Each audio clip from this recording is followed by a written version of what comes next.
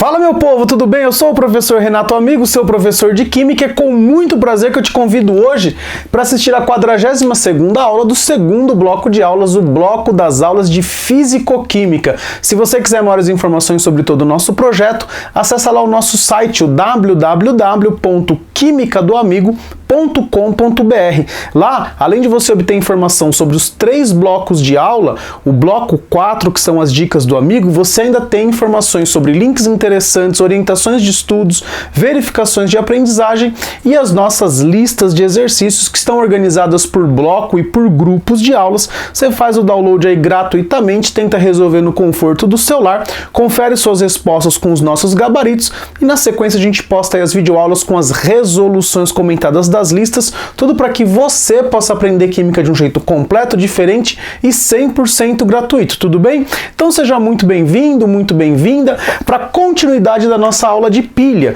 Na aula passada, a aula de número 41, a 41ª aula, eu mostrei para vocês as partes aí de uma pilha química, uma pilha de Daniell, que é a que a gente utiliza basicamente aí nos nossos estudos aqui no ensino médio. Então mostrei para vocês lá que uma pilha é formada por 2 eletrodos, que são 2 metais. Um metal vai ser chamado, um eletrodo vai ser chamado de cátodo, o outro de ânodo. O cátodo é onde ocorre a redução, ou seja, é aquele eletrodo que vai receber os elétrons, tudo bem? E o outro eletrodo se chama ânodo, que é onde vai ocorrer a oxidação, ou seja, é onde vai ocorrer a cessão, onde o elemento vai ceder os elétrons, ele vai perder os elétrons. Então, perder elétron significa oxidar, receber elétron significa reduzir. A gente percebeu que as soluções elas vão apresentar variação nas concentrações, então a gente parte aí de soluções com 1 mol por litro de concentração e evidentemente na região onde ocorre a redução, a concentração do cátion vai diminuir, por isso que existia lá aquela ponte salina para fechar o circuito. Então o cátion da ponte salina migra lá para o cátodo, enquanto que o ânion da ponte salina migra lá para o ânodo, uma vez que a concentração de cátion tende a aumentar onde está ocorrendo a oxidação, certo ou não? Então a gente contou lá toda a historinha das partes de uma pilha, a gente resolveu um exercício e aí posso dizer para vocês que a pilha de Daniell, que sempre é a questão, que sempre é a pilha cobrada aí nos vestibulares, ela vai ser sempre da mesma maneira. E a gente percebeu que nós temos 2 metais. E toda vez que você pega uma pilha na mão, uma pilha comum, você vai olhar na pilha e ela vai estar lá marcando 1,5 volt, 2 volt, 3 volts, 2,5 volts. Ora, o que é isso? Isso é a diferença de potencial, isso é a DDP da pilha. E é isso que a gente vai aprender a calcular na aula de hoje, como a gente vai calcular o potencial de uma pilha. Esse potencial tem um nome, né, que é a nossa DDP. Ela é a diferença de potencial entre os eletrodos.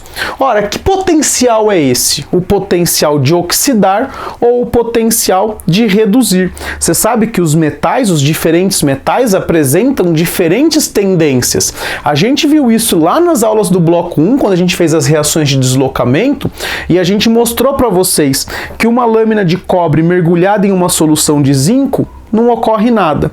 O contrário, uma lâmina de zinco mergulhada em uma solução de cobre ocorre reação. A gente viu isso lá no bloco 1 e eu trouxe aqui no bloco 2 de novo. Depois, lá no bloco 1, ainda na aula de deslocamento, se você não assistiu, assiste lá, reações inorgânicas, a aula do bloco 1, muito interessante. Quando a gente colocava a lâmina de cobre em uma solução de prata, havia reação. Então você vê, a lâmina de cobre não reage em solução de zinco, então o cobre é menos reativo que o zinco, mas ele reage em uma solução de prata, então o cobre é mais reativo que a prata. Isso indica que os metais têm diferentes potenciais, e aí a gente precisa, né, determinar um potencial padrão. E para que fazer isso, né? Para que determinar um potencial padrão? Eu costumo sempre utilizar algumas analogias. Então eu vou tentar usar uma analogia aqui para ver se você entende. A gente sabe que hoje a gente padronizou, em termos de altitude, regiões que estão ao nível do mar com altitude 0. Correto ou não?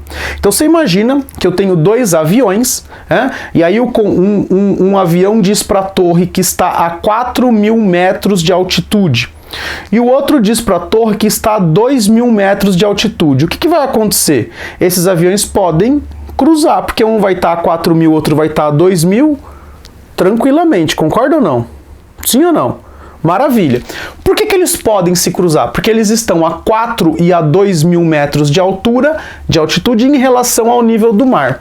Agora imagine uma situação hipotética aqui. Eu tenho a cidade X aqui, que ela está ao nível do mar, e eu tenho a cidade Y, que ela está acima do nível do mar. Então suponha que esse avião esteja a 4.000 metros de altura em relação à cidade X, que está ao nível do mar. E aí imagina que este outro avião está a 2.000 metros de altura, mas não em relação ao nível do mar, em relação à cidade Y.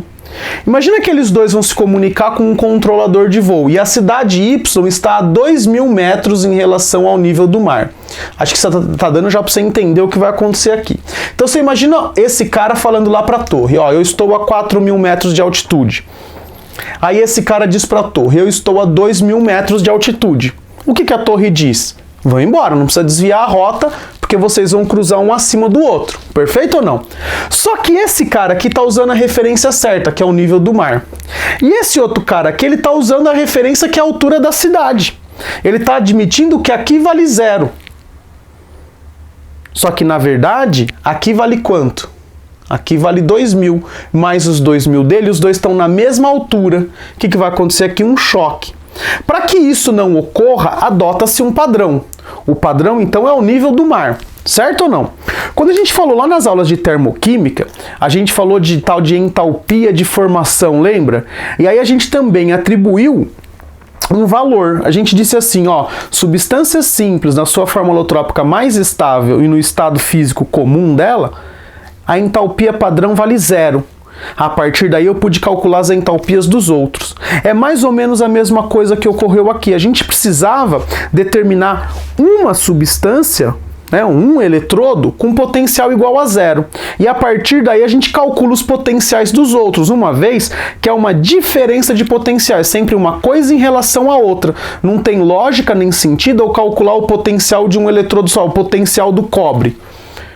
Mas ele é em relação ao quê? Então tem que ser o cobre em relação a alguma coisa, para que essa diferença, que é o que nos interessa, seja calculada. Esse potencial padrão, isso significa que a gente tem algumas condições a seguir. Quais são as condições? As concentrações das soluções 1 mol por litro, a pressão dos gases e a pressão da atmosfera 1 atm e a temperatura em graus Celsius, 25 graus Celsius ou 298 Kelvin. Sempre que essas condições estiverem sendo atendidas, a gente vai dar o símbolo de potencial padrão como um E maiúsculo e esta bolinha, esse símbolo de grau aqui em cima, que está se referenciando às condições padrão, tudo bem? Então sempre que você vê esse símbolozinho, é a condição padrão. E a diferença de potenciais, ela tanto pode ser positiva, e se ela for positiva, eu tenho uma pilha, que é um processo espontâneo. Se ela for negativa, essa diferença de potencial, eu tenho uma eletrólise. E aí o processo é não espontâneo. Tudo bem? Então sempre que eu fizer o cálculo da DDP, né, que é o potencial, o maior menos o menor, né, sempre que eu tiver o cálculo dessa diferença de potencial aqui, ela pode ser positiva ou negativa. Se a diferença de potencial for positiva, eu tenho uma pilha. Se a diferença de potencial for negativa, eu tenho eletrólise. E aí aqui eu apresento para vocês uma tabela com alguns dos potenciais padrão. Evidente que isso sempre é fornecido nas provas vestibulares, nos exercícios, tudo bem? Isso aqui é uma tabela que já foi construída. Eu estou colocando aqui alguns valores e eu peço que você, com toda a sua perspicácia, indique para mim qual foi o padrão. Opa, muito bem, parabéns. O padrão é este aqui, ó, o hidrogênio. E lembra que era o hidrogênio que separava a fila lá de reatividade dos metais? Aqueles que não eram nobres dos que eram nobres? Lembra disso? 12 alunos usaram Felipe hoje, cobre, prata e ouro. Lembra que a gente fez isso lá nas reações de deslocamento? Pois é, a aplicação está aqui. Tudo bem? Então olha só que interessante, esses potenciais padrão, eles podem tanto ser potenciais padrão de redução, quando eu estou olhando aqui, olha a carga do alumínio, era de 3, foi para 0. Então isso aqui teve uma redução, tudo bem? Então o que tiver na cor azul é o potencial padrão de redução. Então o potencial padrão de redução do alumínio nessas condições, quando ele foi comparado com o hidrogênio, tudo bem? Com o eletrodo de hidrogênio, que na outra lousa eu já mostro como que ele é, deu menos 1,66. Então o potencial de reduzir do hidrogênio, do alumínio, é menor do que o potencial de reduzir do hidrogênio. E a gente pode também explicar para vocês uma coisa, essa reação, o alumínio pode tanto sofrer redução, como ele pode sofrer oxidação. Ora, se para sofrer redução o potencial dele é menos 1,66, se eu estou falando do mesmo metal, para sofrer oxidação, o valor tem que ser invertido. Então o potencial de oxidação do alumínio é igual a mais 1,66 volt. Tudo bem? Então, olha lá, no sentido de redução, menos 1,66. No sentido da oxidação, mais 1,66. Então, se eu colocar alumínio e hidrogênio em contato, o alumínio vai oxidar e o hidrogênio vai reduzir. Tudo bem? Por quê? Porque o potencial dele de redução é menor do que o potencial do hidrogênio. E o potencial dele de oxidação é maior que o do hidrogênio. Eu já posso completar então essa tabela com os nossos potenciais de oxidação. Olha só, quanto que vai ser o potencial de oxidação do zinco? Mais 0,76 volts. Ora, porque se ele não tem tendência de reduzir, ele tem que ter tendência de oxidar. E aí, quanto maior for o potencial de redução, maior é a tendência dele reduzir. Quanto maior for o potencial de oxidação, maior é a tendência dele oxidar. Olha só que interessante. Vamos agora para os metais nobres. Olha só o cobre. O cobre tem um potencial de redução de mais 0,44, ou seja, ele, em comparação com o hidrogênio, ele quer reduzir. Então ele vai sofrer a redução. Agora, se eu quisesse oxidar o cobre, dá? Dá, porque o potencial dele de oxidação é igual a menos 0,44. Tudo bem? Ele não tem tendência de oxidar, mas ele pode oxidar. Basta eu colocar ele em contato com alguém que queira reduzir mais do que ele. Por exemplo, a prata. Olha só a prata. A prata tem um potencial de redução de mais 0,8. Logo, o potencial de oxidação da prata é de menos 0,8 volts.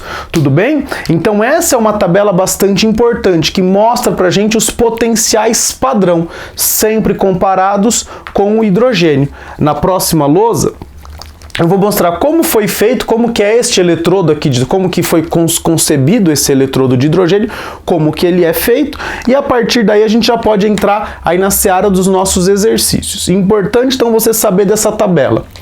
Sempre que tiver ocorrendo a redução, o potencial é de redução. Sempre que tiver ocorrendo a oxidação, o potencial é de oxidação. Eles são numericamente iguais e só vai mudar o quê? Só vai mudar o sinal.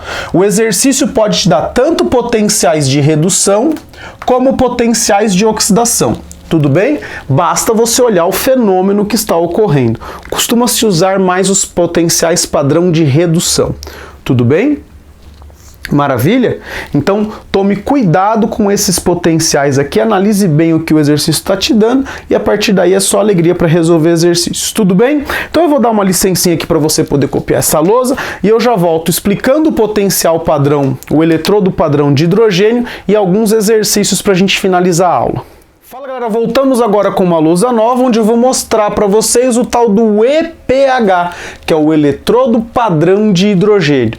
Tudo bem? E aí na sequência a gente já vai resolver um exercício de duas maneiras para que você possa entender um pouquinho melhor essa ideia de potencial padrão de uma pilha. Então, potencial diferente de potencial de uma pilha. Então vamos lá. O que é o eletrodo padrão de hidrogênio? Então você vai imaginar o que aqui? Ó. Eu tenho um tubo de vidro, tá? Isso aqui é um tubinho de vidro. É um tubo de vidro. Esse tubo tem um orifício aqui lateral. Nesse orifício lateral vai entrar gás hidrogênio, como é o eletrodo padrão, na pressão padrão, que é 1 atmosfera, tudo bem? Então tá aqui, ó, entrando hidrogênio aqui. Esse eletrodo, ele tem um fio de platina e uma em um metalzinho, uma basezinha de platina, que é o que a gente vai chamar aqui de eletrodo de platina. Esse eletrodo serve somente de suporte para os elétrons, uma vez que a platina é muito pouco reativa, é extremamente baixa a reatividade da platina. Então ela serve simplesmente para absorver o hidrogênio, para poder servir de base para o hidrogênio poder ficar grudadinho nela, tudo bem? Esse eletrodo está mergulhado em uma solução ácida, uma solução que tem H+.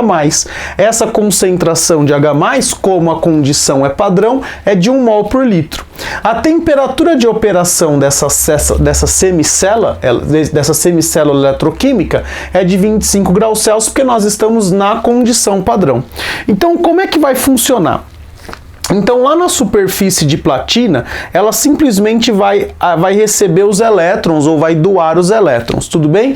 E aí eu tenho H+, pegando os elétrons, e o H2 doando os elétrons, tudo bem? Como é que vai funcionar isso? Eu posso ter duas possibilidades. Eu posso ter uma semi-reação de redução, que é os dois H+ aqui, ó, pegando 2 elétrons e se transformando em H2 gasoso, mas eu posso também ter a semi-reação de oxidação, ou seja, esse processo pode ocorrer tanto na forma de formação de H2, formação de gás hidrogênio, como no gás hidrogênio se transformando em H+. Aqui eu tenho já uma semi-reação de oxidação, então é o H2 indo para cá, se absorvendo aqui nessa placa e liberando 2 elétrons, tudo bem? Então ele pode tanto vir para cá e liberar 2 elétrons, como ele pode pegar esses elétrons e vir para cá. Vai depender de quem isso? Vai depender sempre do outro metal que está conectado nesta nossa pilha de Daniel. Se o outro metal tiver uma tendência maior de reduzir do que o hidrogênio, então esse metal vai reduzir e o hidrogênio vai sofrer oxidação. Se a tendência do metal for menor de reduzir, se a gente tiver mais tendência de oxidar em relação ao hidrogênio, então o metal oxida e o hidrogênio sofre redução. A gente atribui como padrão esse eletrodo como um potencial padrão de 0, e a partir daí a gente calcula os potenciais de todos os outros. Então, hidrogênio e cobre, eu vi lá, deu mais 0,34, então o cobre tem um potencial de redução de 0,34. Aí eu vi lá, eletrodo, hidrogênio e alumínio. Eu vi que o hidrogênio reduzia, então o alumínio tem um potencial de redução menor que o do hidrogênio, e a gente foi construindo aquela tabelinha. Toda vez que o metal, que o eletrodo tiver um potencial de redução menor que o hidrogênio, a gente vai dizer que ele é um metal não nobre, tudo bem? Ó, aqui vamos colocar os não nobres. E toda vez que ele tiver um potencial, ou seja, que se ele for menos reativo, tiver um potencial de redução maior que o hidrogênio, a gente vai dizer que ele é um metal nobre. Então o hidrogênio vai separar aqui a nobreza dos elementos, dos metais, tudo bem?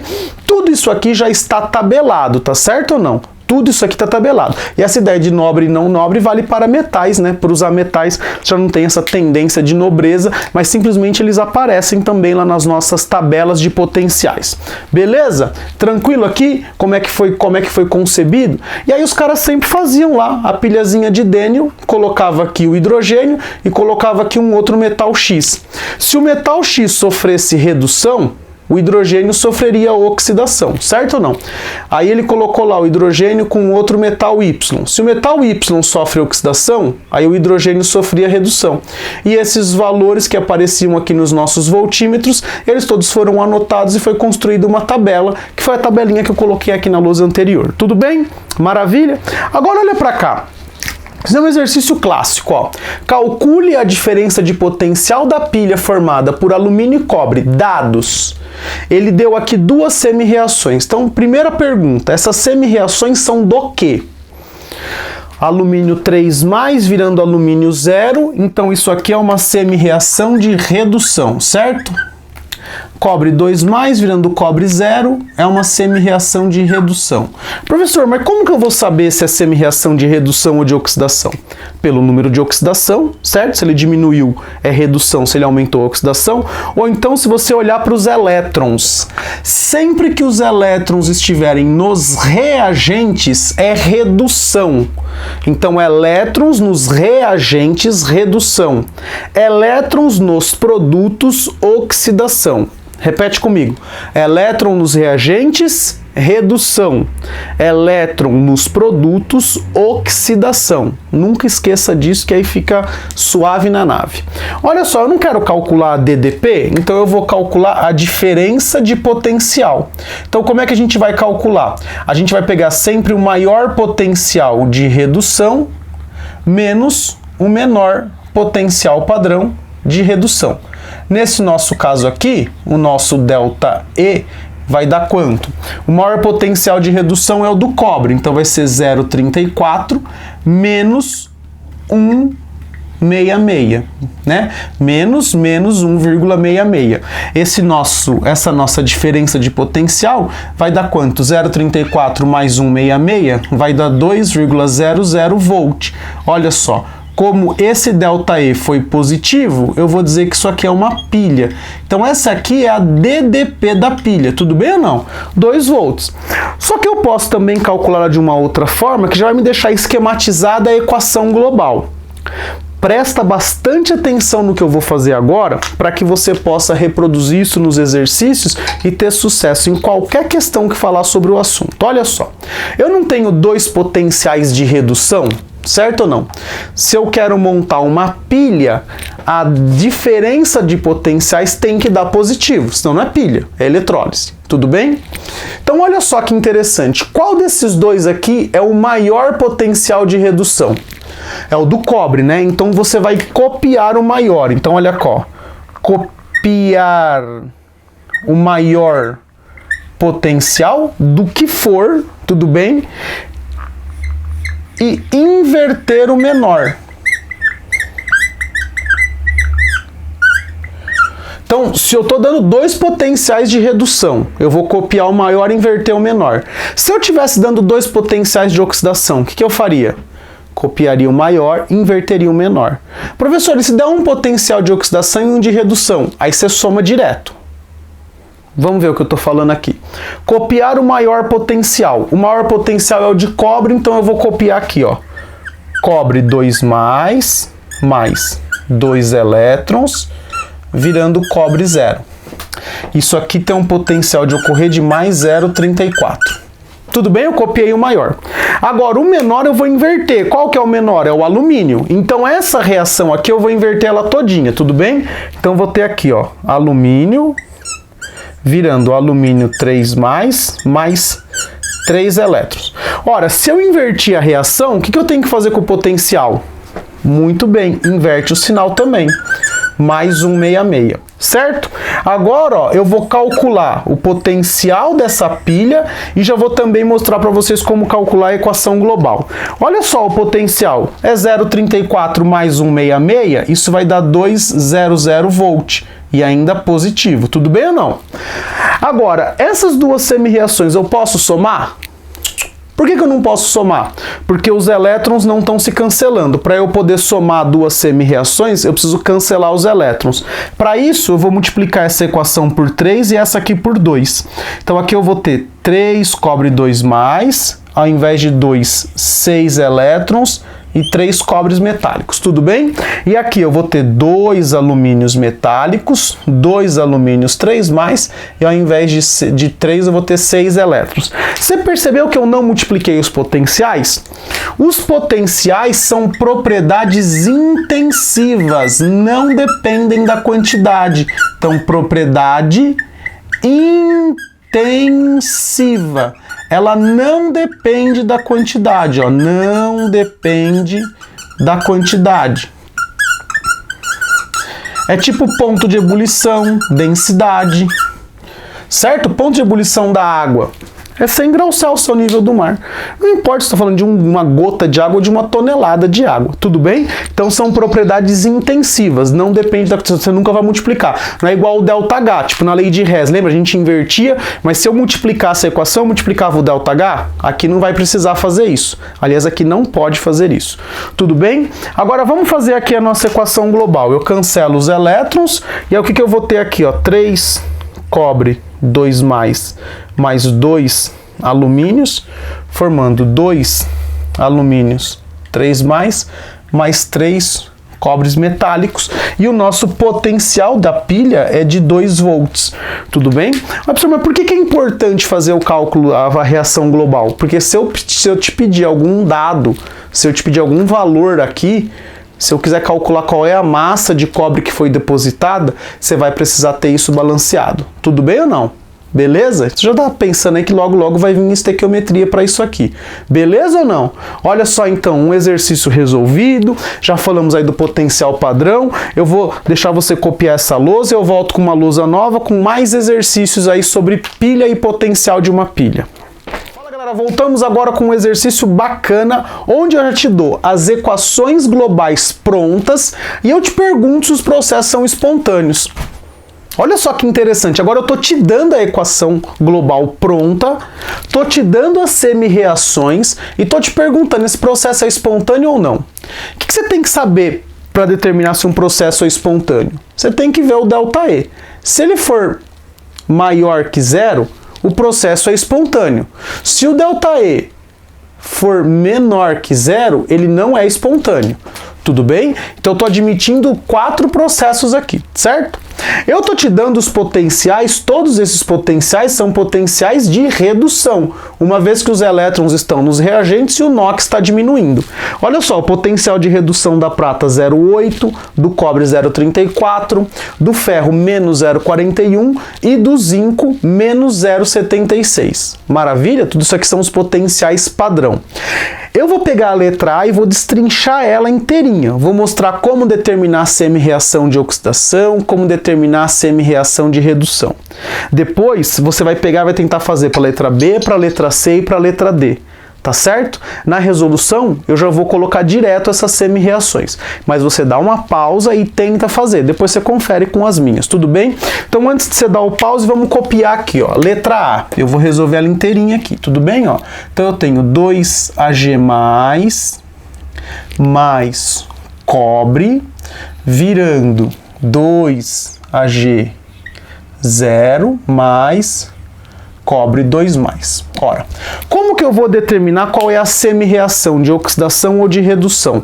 Eu vou pegar o elemento prata. Ele está indo de mais para 0. O que está acontecendo com a prata? Ela está reduzindo. Então essa vai ser a minha semi-reação de redução. Ela está indo de mais para 0. Tudo bem ou não? E olha só o que está acontecendo com o cobre. Ele está indo de 0 para mais. Então aqui é a minha semi-reação de oxidação. Tudo bem? Semi-reação de redução vai ser a da prata e a semi-reação de oxidação vai ser a do cobre. Então vamos escrever essas semi-reações aqui do ladinho, ó. Semi-reação de redução. Aliás, eu vou escrever aqui embaixo, que eu acho que vai ficar melhor para você visualizar. Depois eu apago e faço os outros exercícios. Olha só então a nossa semi-reação de redução. Eu tenho 2Ag+, virando 2Ag0. Ora, se a semi-reação é de redução, os elétrons estão nos reagentes. Então eu vou pôr aqui 2 elétrons, porque 2 mais 2 menos dá 0. Tudo bem ou não? Essa semi-reação de redução eu estou tirando aqui da minha equação global. Qual que é o potencial disso ocorrer? Então vamos olhar o potencial. A prata mais virando prata 0, o potencial é de 0,80. Então vou anotar aqui, ó, mais 0,8. Tudo bem? Beleza? Mais 0,80, certo ou não? Agora eu vou fazer aqui a minha semi-reação de oxidação. Semi-reação de oxidação. Olha lá. O que é? O cobre metálico, ou seja, o cobre 0, ó, o cobre 0, virando cobre 2+. Só que para isso ocorrer, se há uma semi-reação de oxidação, os elétrons estão lá nos meus produtos. Mais 2 elétrons. Agora vamos olhar qual é o potencial disso ocorrer. Ó, cobre 2+ virando cobre 0, o potencial é de 0,34. Só que aqui você está vendo que está invertido? É o cobre 0 virando cobre 2. Cobre 0 virando cobre 2, eu vou inverter o sinal aqui. Então vai ser menos 0,34 volts. Aí eu vou te fazer uma pergunta. Mais 0,80 com menos 0,34, o resultado disso aqui vai ser um resultado positivo ou negativo? Positivo. Então isso aqui é uma pilha. Tudo bem? Então Então olha lá, é positivo, é uma pilha, certo ou não? Maravilha? Deu para entender? Peguei a semi-reação de redução, a semi-reação de oxidação, escrevi as duas aqui, coloquei os potenciais da maneira correta, né? Então eu inverti aqui um dos potenciais e eu vi que o resultado deu positivo. Então eu vou dizer que isso aqui é um processo espontâneo, certo? Olha lá, então você pode copiar aqui agora. Tudo bem? E você vai dar uma pausa no vídeo e vai fazer a letra B, a letra C e a letra D. E eu volto com as respostas da letra B, da letra C e da letra D. Fala galera, voltamos agora com as respostas. Olha só, na semi-reação de redução da letra B, olha só, é o ferro 2 virando ferro 0. E a semi-reação de oxidação é o zinco 0 virando zinco 2. Na letra C, a semi-reação de redução é o ferro 2 virando ferro 0. E a prata, a semi-reação de oxidação, a prata metálica virando cátion prata. Na letra D, a semi-reação de redução é o zinco 2 virando zinco 0. E a semi-reação de oxidação é o cobre 0 virando cobre 2. Coloquei todas essas semi-reações e já coloquei os potenciais com base nesses potenciais que me foram fornecidos. E aí eu vou perguntar para vocês, qual desses processos é espontâneo? Olha só, menos 0,41 mais 0,76, isso aqui vai dar um resultado positivo. Então isso aqui, esse treco aqui é espontâneo. Olha só, menos 0,41 com menos 0,80, isso aqui vai dar um resultado negativo. Então isso aqui é um processo não espontâneo. Me parece meio óbvio, né? Olha só, vocês acham que a prata vai oxidar em relação ao ferro? Quem tem maior tendência de oxidar? É o ferro, né? A prata não tem tendência de oxidar, então isso aqui não pode ocorrer naturalmente, ele tem que ocorrer de maneira forçada, por isso que o ΔE aqui deu negativo, tudo bem?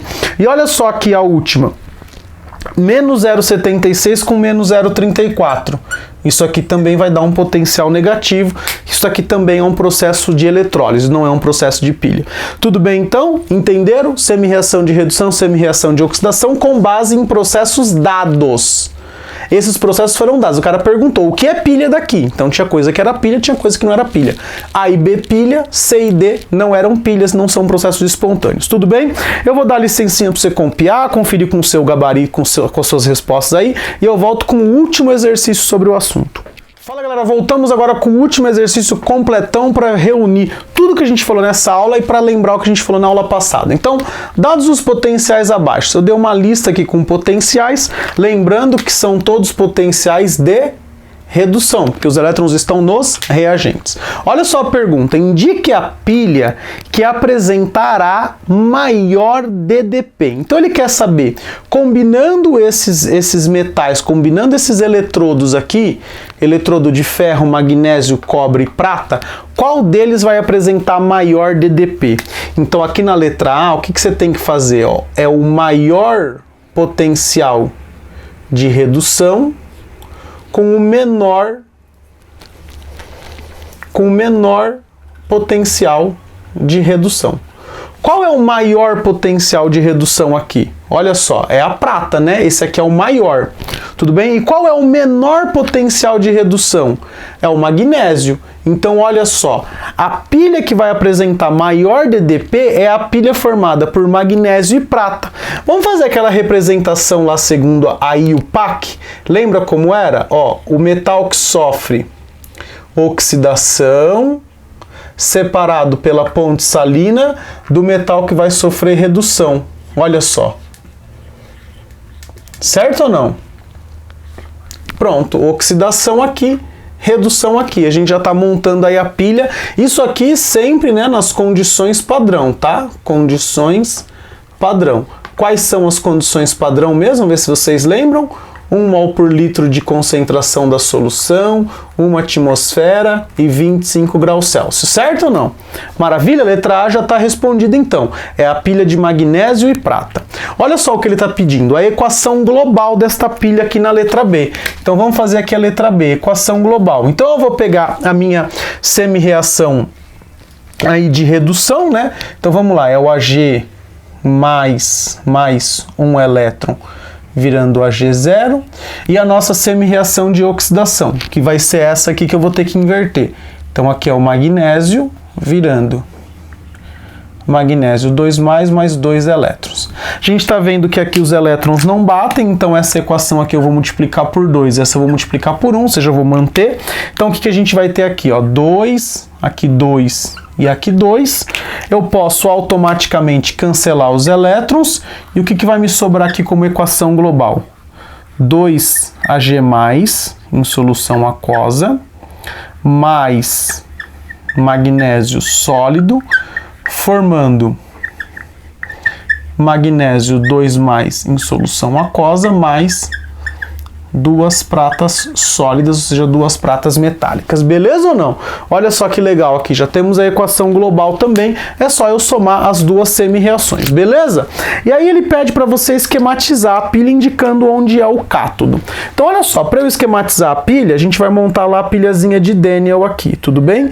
Então o que a gente tem que ter? As duas semicélulas, né? Um eletrodo mergulhado na solução do cátion deste metal, e aí a gente tem aqui o outro eletrodo mergulhado na solução do cátion do metal mesmo.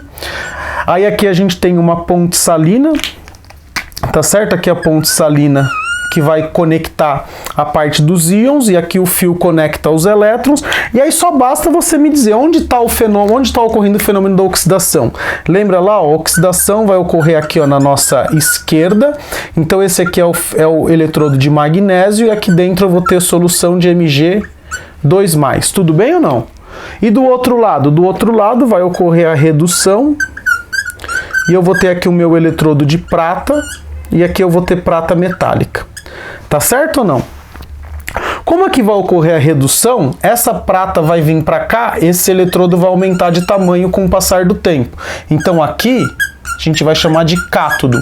Por quê? Porque o cátion da ponte salina migra para cá, justamente porque os cátions que estavam na solução vão grudar lá no eletrodo. Aqui do outro lado vai acontecer exatamente o contrário. Olha só, o eletrodo vai diminuir de tamanho, então eu vou ter mais cátions Mg2+, esse lado aqui a gente vai chamar de ânodo, tudo bem? Porque os ânions da ponte salina vão migrar para cá. Os elétrons aqui, eles saem sempre deste polo, né? Saem sempre do anodo e vão em direção ao cátodo. No anodo está ocorrendo essa reação aqui, ó. O Mg está virando Mg2+, mais 2 elétrons. E no cátodo está ocorrendo a reação de Ag+, mais um elétron, virando prata metálica. Olha só que interessante. Tudo bem? A pilha está esquematizada aqui. Esse aqui é o polo negativo, que é de onde saem os elétrons, e este aqui é o polo positivo, que é onde chegam os elétrons. Tudo bem? Maravilha? Retomamos então a aula de hoje e a aula passada com esse exercício bem completão. Quer calcular a DDP dessa pilha? Vamos calcular a diferença de potencial dessa pilha? Então, o ΔE dessa pilha vai ser o quê? O potencial de redução do maior, que é 0,80, menos o menor potencial, que é menos 2,37. E aí a gente fazendo essa conta aqui, quanto que a gente vai chegar? A gente vai chegar em 3,17 volts. Se minha continha não está errada, a gente chegou nesse DDP aqui, nessa DDP, 3,17 volts. Beleza? Tranquilo? Eu vou dar uma licencinha então para que você possa copiar essa lousa, e eu volto para dizer que infelizmente mais uma aula aqui no nosso canal chegou ao final, a segunda aula de pilha, onde a gente aprendeu a determinar o potencial de uma pilha. Eu espero que você tenha gostado dessa aula. Se você gostou, por favor, clique aí no botão curtir. Se essa aula foi boa para você, compartilhe com seus amigos nas suas redes sociais. Isso ajuda o canal a crescer, isso ajuda a divulgar o canal. Se você tem dúvida, sugestão, crítica ou elogio para o canal, deixa um comentário aqui no YouTube ou envia um e-mail para mim aqui no quimicadoamigo@gmail.com. quimicadoamigo@gmail.com. É sempre um prazer receber e responder as suas dúvidas, tudo bem? Próxima aula a gente vai falar sobre corrosão dos materiais, beleza? Não percam, assistam, inscrevam-se, deem like, compartilhem, e o que eu tenho a dizer a você é muito obrigado e beijo, tchau!